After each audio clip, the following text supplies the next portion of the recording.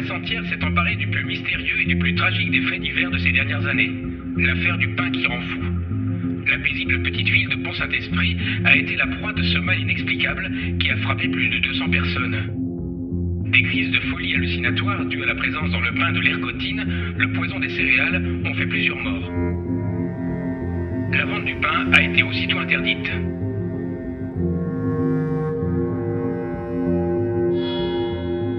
August 16th, 1951. Madness spreads through the village of Pont-Saint-Esprit in the Gard region in France. Dozens of villagers have been victims of these bouts of madness. The press describes men terrorized by snakes swirling in their stomachs. A doctor recounts the evening of the 25th of August, where dozens of locals were seized by convulsions, like in a night of the apocalypse. Reports from the victims are terrifying.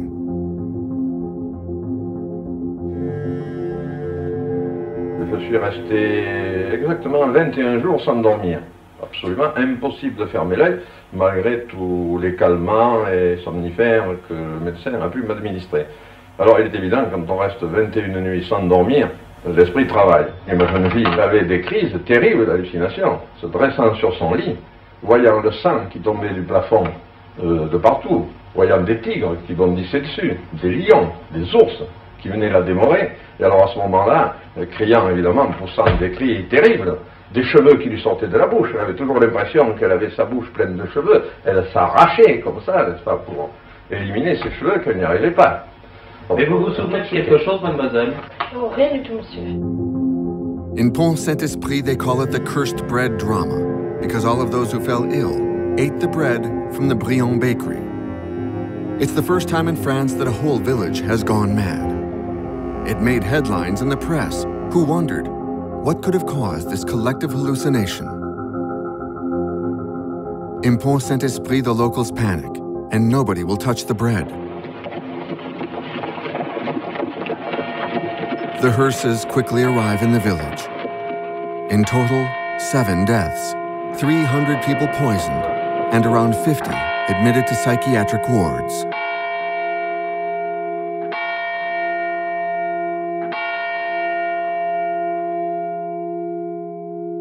« 300 personnes intoxiquées. Ah oui, oh là là là là. Ça me rappelle un triste souvenir, très triste. Il y a des gens qui étaient un peu... Oui, ils n'étaient plus dans leur assiette, hein, ils ne savaient plus trop où ils habitaient. Hein. Des gens qui sautaient de leurs fenêtres, là, bon, bref. Oui. Je crois bien que c'était le pauvre Puche qui avait dit ça. Bien cher, il en est mort, hein.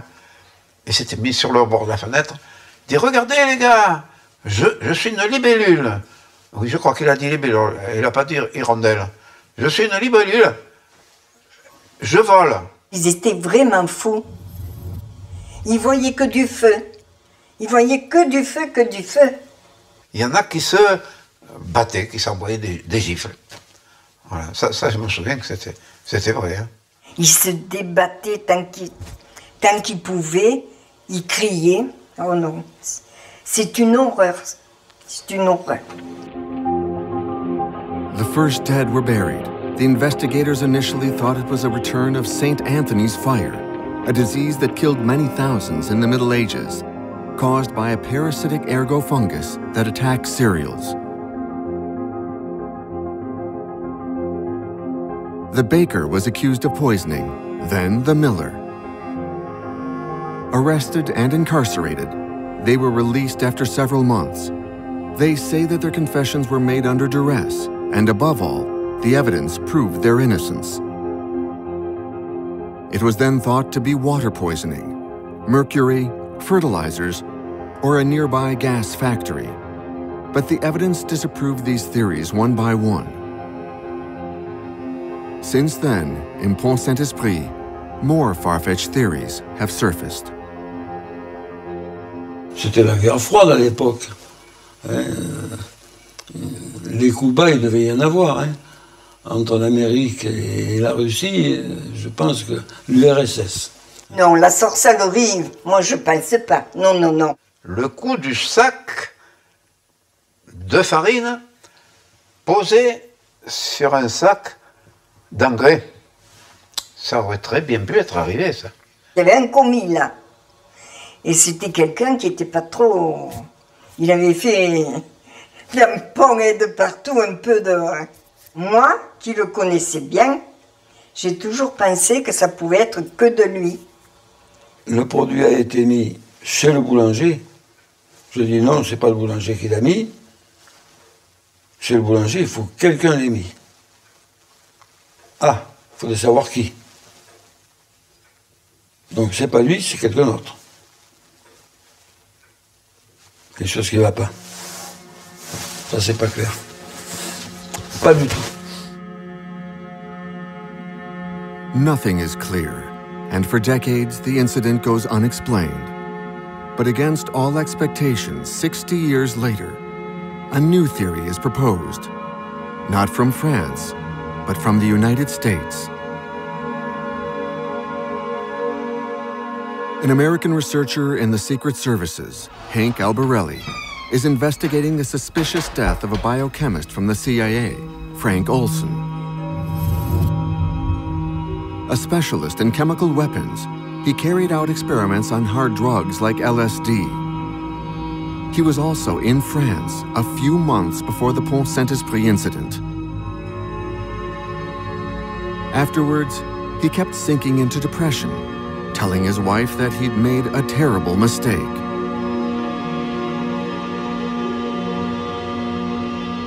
Hank Albarelli then made the link with the Pont-Saint-Esprit incident. Could it have been the CIA and the American Army spraying LSD onto the bread? I have no doubt at all that Pont-Saint-Esprit was a U.S. Army covert experiment.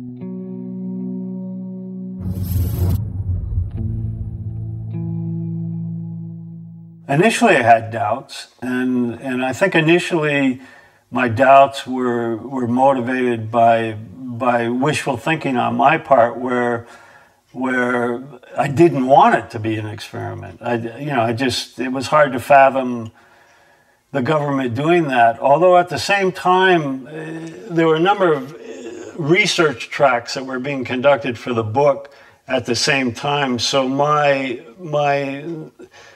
being naive about what the government and the U.S. Army was capable of doing was the threshold for that was dwindling.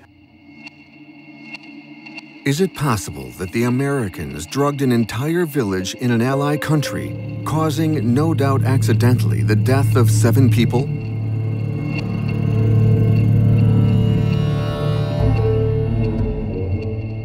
Improbable. However,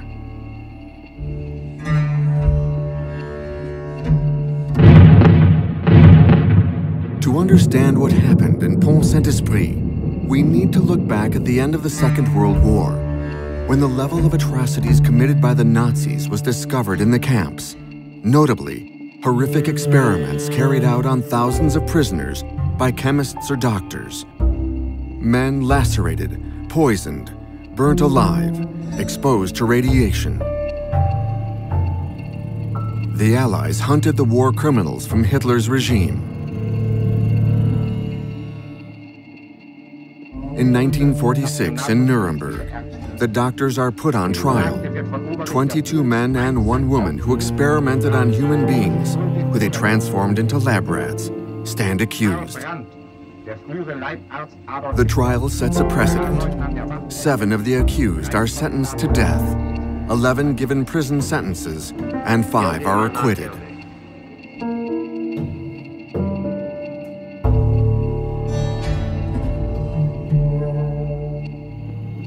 As a result, the Americans draft the Nuremberg Code, a model which gives strict rules for experimenting on humans. Notably, the voluntary consent of the human subject is absolutely essential. The experiment must be designed to avoid all unnecessary suffering, physical and mental harm. With the Nuremberg trial barely over, the winners remain cynical. The American Secret Service begins Operation Paperclip, Nearly 1,500 German scientists, including war criminals, are expatriated to America. They are offered a new life in exchange for their knowledge and cooperation. It was a very serious game of propaganda that we were playing. It was almost a show trial.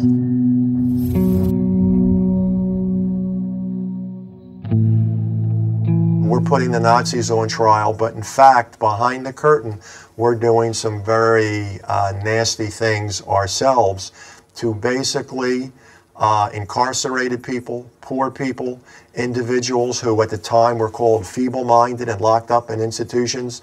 And if you were in one of those institutions, whether you were indigent or an unwed mother or had some sort of mental incapacity, there's a good chance that you may have been incorporated in some sort of medical study, possibly for the government or not, where you would have been used and abused.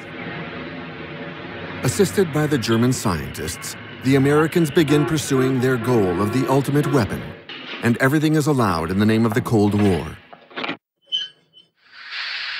On the one side was the Army, whose priority is to win the nuclear arms race.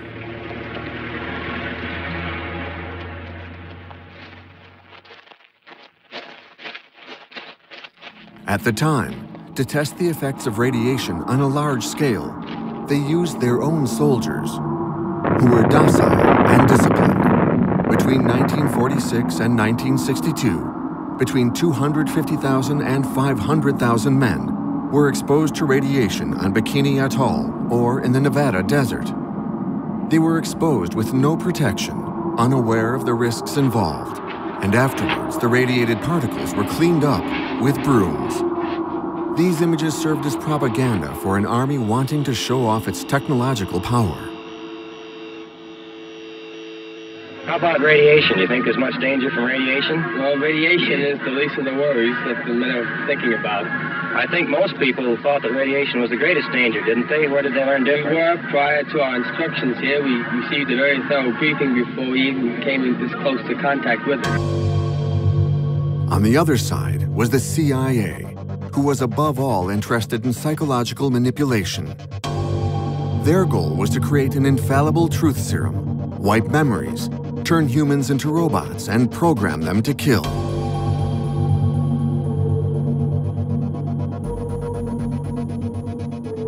Conveniently, in 1948, a researcher in the Sandoz laboratories, Albert Hoffman, discovers a molecule that ignites the Secret Service, lysergic acid diethylamide, or LSD. It's derived from the same rye fungus long held responsible for the incident at Pont-Saint-Esprit. It was believed that the hallucinogenic properties of this drug were key to psychological manipulation. Fearing that the Russians would get their hands on Sandoz's samples, the Americans bought all of their stock. The discovery of LSD was a godsend for the Army, who on the brink of nuclear weapons were looking for a weapon that could defeat an enemy without firing any weapons. The man who was head of this program longest was James Ketchum, shown here in uniform. He was a psychiatrist who was working for the military. As a patriot, he was prepared to push the boundaries in his research.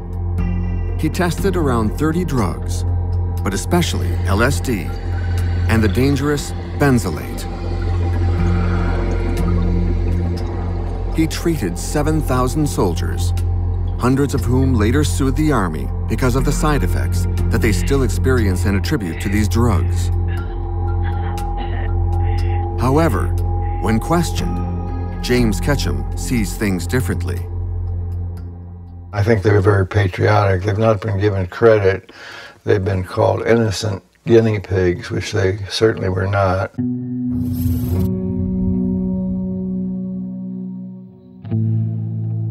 They knew what they were doing, and we told them as much as we could about it.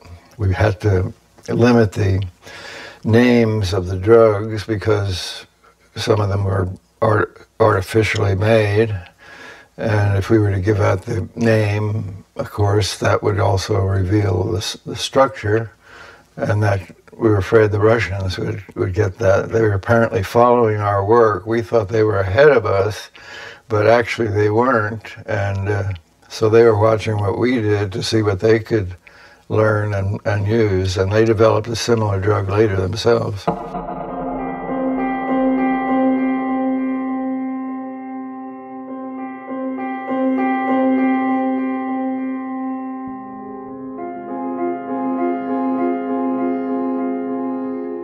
James Ketchum doesn't like this type of video, as he believes they lead to confusion. He claims the products were more festive than dangerous, and prefers images like this one of a soldier on LSD.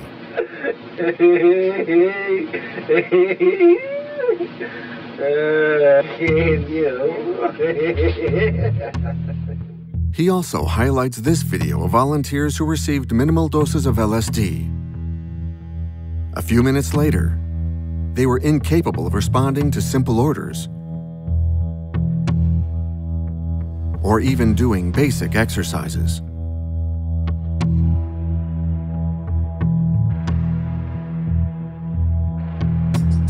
In parallel with the Army, the CIA was also developing its own programs, codenamed Bluebird, Artichoke, and later MK Ultra. But to carry out these programs on a large scale, they needed funds. In 1950, the Korean War gave them the ideal pretext. Some American soldiers were captured. During their detention, pilots admitted having dropped chemical weapons onto Korea, which was forbidden. The Americans claimed this was due to psychological manipulation, and the CIA took advantage of this godsend to obtain budgets that allowed them to work on brainwashing. During the Korean War, the American pilots who were captured started making apparently false confessions of germ warfare.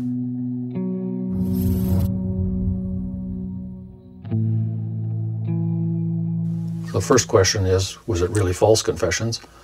But then when they were brought back to the United States, the military and the military psychiatrists studied them and decided that there was mind control operations being run against Americans. So for defensive purposes, we had to study this, figure it out, therefore we created MK Ultra. And before MK Ultra was Bluebird and Artichoke. So the whole rationale is it's defensive. It's because of what the communists are doing. Problem is, the Korean War started in June 1950, and Bluebird was signed into operation by the head of the CIA in April 1950. The race is on, and there are no limits. Devastating drugs are given to animals, but it's mainly human subjects who interest the scientists. In the Edgewood camp where James Ketchum worked, soldiers are called upon more and more. They think they're testing gas masks. In reality, the canisters are filled with a toxic chemical.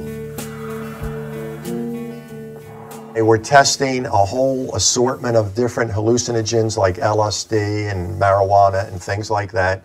And they explored other drugs, very high levels of atropine, scopolamine, benzoates, very powerful. And a lot of these soldiers ended up incapacitated. It took them a long time to recover. And while they're in recovery, the doctors cannot do any more experiments because it's basically a very small base and testing operation. In other words, they needed a new site.